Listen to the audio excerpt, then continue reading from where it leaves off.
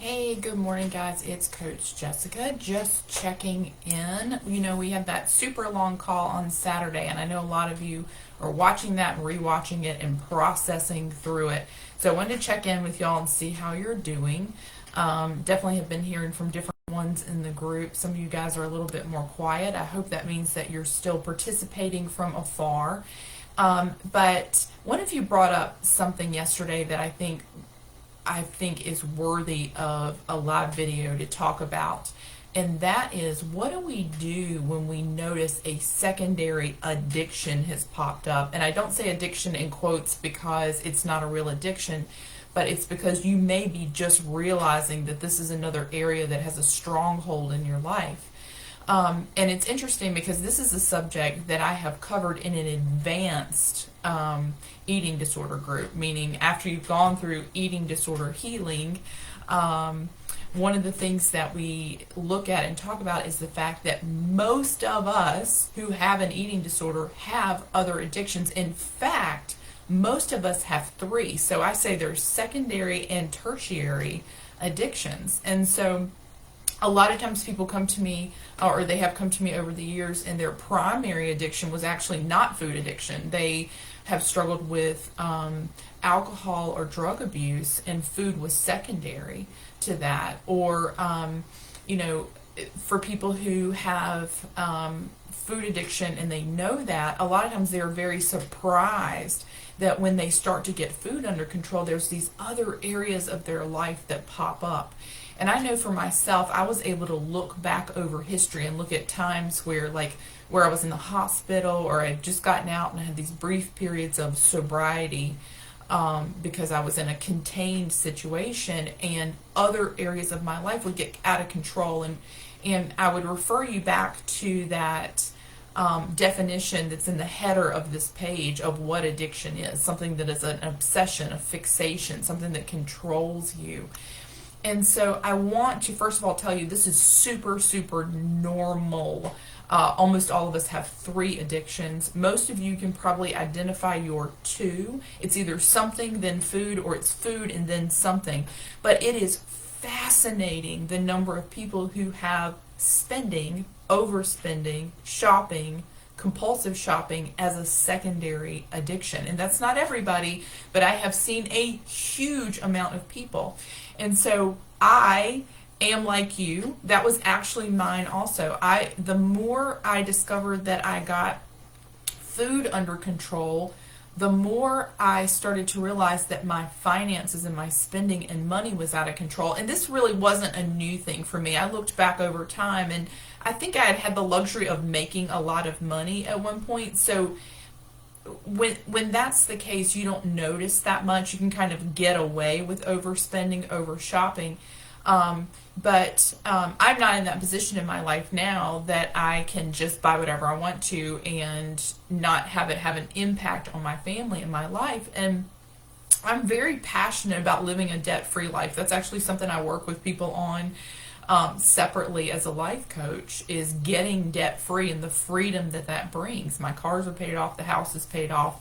And so it is very important for me to live that way. So when you find yourself in a position that you are spending and it doesn't match your values, meaning I'm spending a lot of money on something and it doesn't feel right because this is not the message I preach, or this is not the values that I have, you know that that's potentially another addiction. So I want to share with you why that happens. And the main reason is, and some people call this, like, they feel like they're playing whack-a-mole with their addictions. They've got these three and they get this under control and this one, and then it pops up here and it pops up here. The real issue here is that we are still looking for something to give us a fix.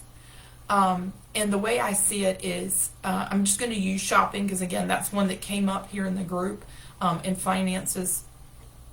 One of the things I realized is I would see something, usually online, sometimes in a store, but mostly online. And a lot of times it wouldn't even be for me. I love gift giving. That is my love language. So I would see something and I would think, oh my gosh, if I had that thing. I mean, it's all in my head, right? Just like Ed is in your head. if I had that thing, oh my gosh, I would feel so beautiful in that, or I would look so great, or this would make my life so much easier. Like it would almost catch my eye and I would become fixated on it. And I would keep thinking about it and keep thinking about it. And then I would take the plunge and I would just buy this thing. And then part of what happens is while you're waiting for something that you've ordered to come in, there's this fix of nervous and excited anticipation, right? Like you're tracking it, it's shipped, you're waiting for it to come to its house, to your house, and all this time the pain of actually spending hasn't hit you. A lot of times you're using credit, or even if you're not doing that, maybe it hasn't come out of your account yet. It just doesn't feel real.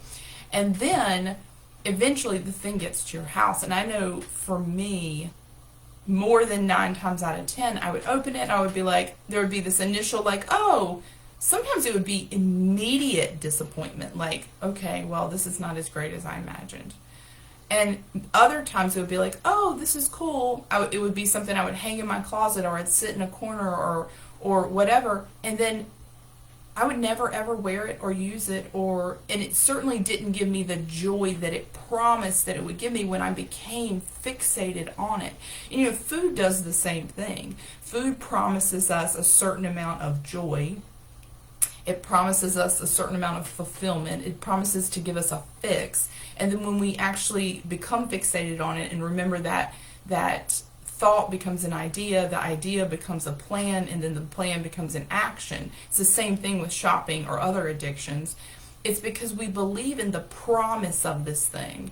And so we believe food is going to give us some kind of fix. When, by the time we actually follow through in that plan and we do it, we're left disappointed and let down. It's the same thing with shopping. It's the same thing with drinking. It's the same thing with all these other addictions that we may deal with. It's the same thing, I work with people that have sexual addictions.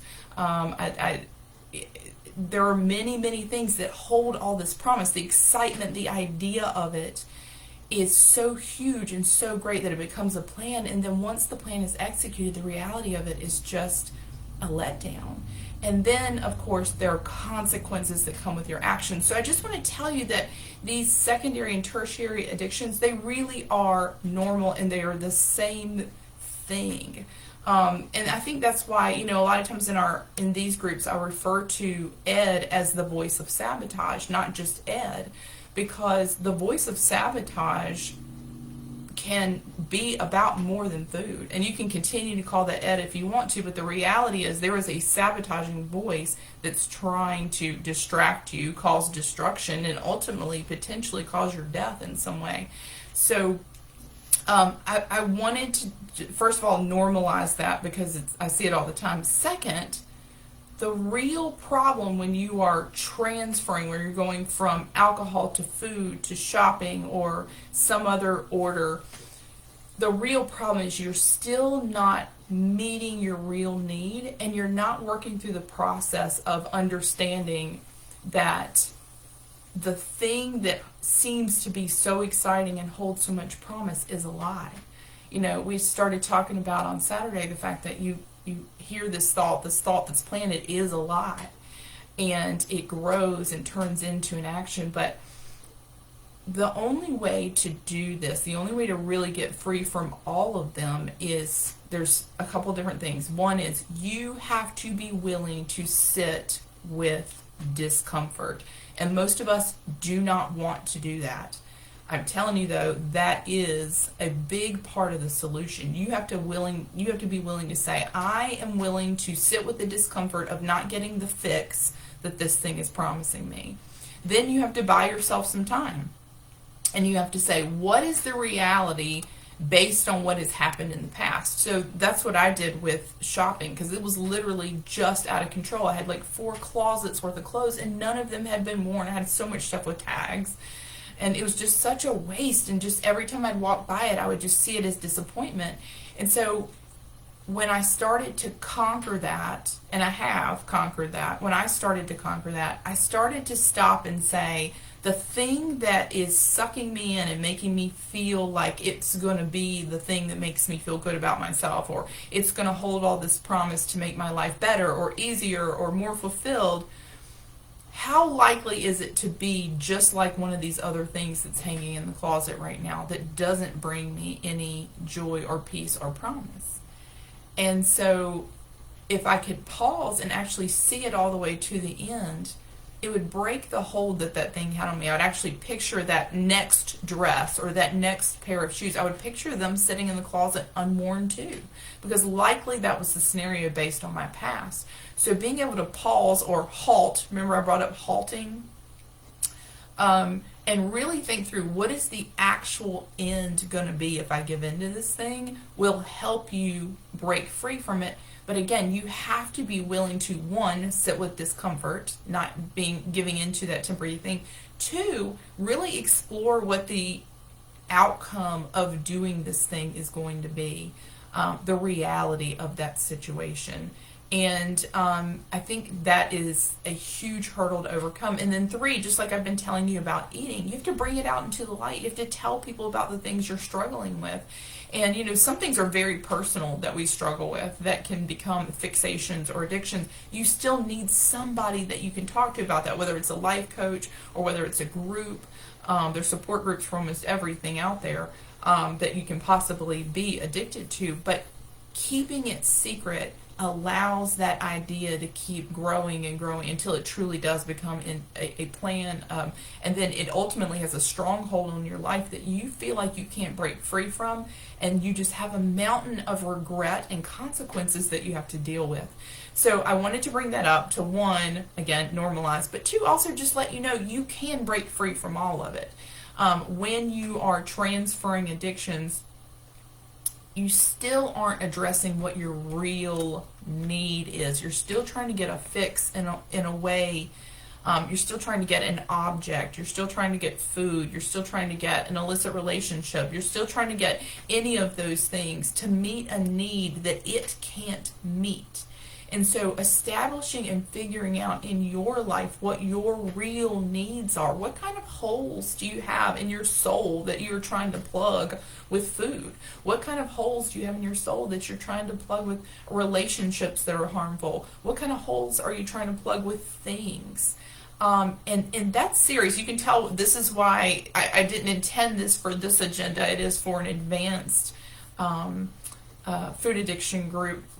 But since it came up, I think it's worth thinking about and talking about. So, as I said, I'm always open to talking about anything that comes up in this group. And I think, again, this is a deep subject, but I'm willing to talk about that. And I know for me, I'm just going to go there. Some of the things that I realized, like buying all the things I thought did for me, was the hole that it plugged was like worthiness. Like, do I look good enough? Am I good enough? Am I perceived that I have nice things? I mean, you start to dig into why you do the things you do, and it gets sticky and it gets ugly.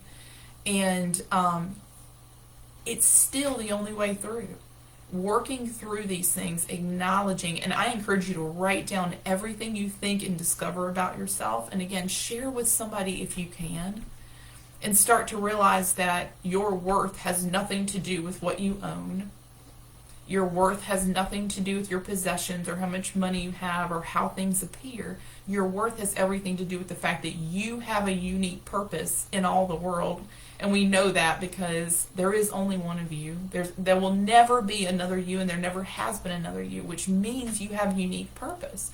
And when your worth is found in that, you're able to kind of put aside these other things. So again, like I said, it's deep, but I wanted to address it and just put that out there so nobody feels like they're alone in this. It's a very common struggle. And if I can help in any way at all, if this is something you want to explore more, it's definitely something we can talk about.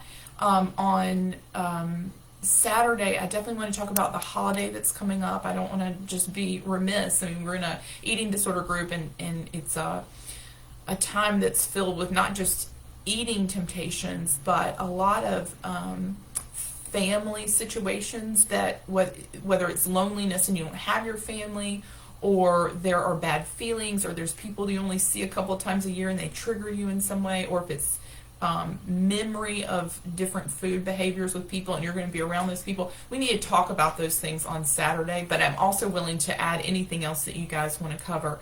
So anyway, just wanted to bring this up today. I said I would talk about it, so there it is. If you have thoughts on it, if you want to post about it, if you, whatever it is, put it out there and I'll go there. No subject's really too deep at this point because it's all real life and it's all stuff we're going through. So again, thanks for raising that subject, and I hope that this sheds a little bit of light on it. Hope y'all have a good day. Bye.